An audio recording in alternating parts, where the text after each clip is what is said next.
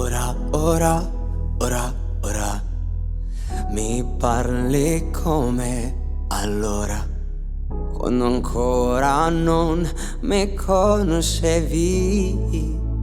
Pensavi le cose peggiori, quella notte io e te, sesso ibuprofene, 13 ore in un letto a festeggiare il mio santo. Il giorno dopo su un treno che mi portava a casa, nessuno mi aveva detto devi tornare a scuola. Mi sono perso nel silenzio delle mie paure, l'atteggiamento di uno stronzo invece era terrore.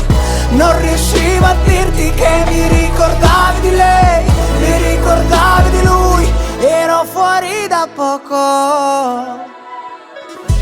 Ora, ora, ora, ora, te la ricordi ancora?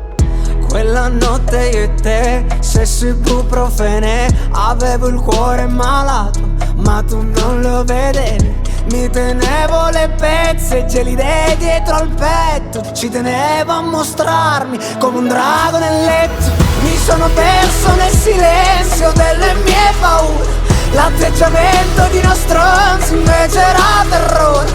Non riuscivo a dirti che mi ricordavi di lei, mi ricordavi di lui, ero fuori da poco. Mi sono perso nella notte e non mi hai mai abbracciato, e mi vergogno a dirlo, di solito sputo fuoco. Non riuscivo a dirti che mi ricordavi di lei, mi ricordavi di lui, ero fuori da poco. Ho visto foto di te, il tuo compagno, una bambina, poi quella casa l'hai finita. Dovevi portarci me, dovevi portarci me, sesso ibuprofene. Mi sono perso nel silenzio delle mie paure, l'atteggiamento di uno stronzo invece era terrore. Non riuscivo a dirti che mi ricordavi di lei, mi ricordavi di lui, ero fuori da poco. Mi sono perso nella notte e non mi hai mai abbracciato, e mi vergogno a dirlo, di solito sputo fuoco.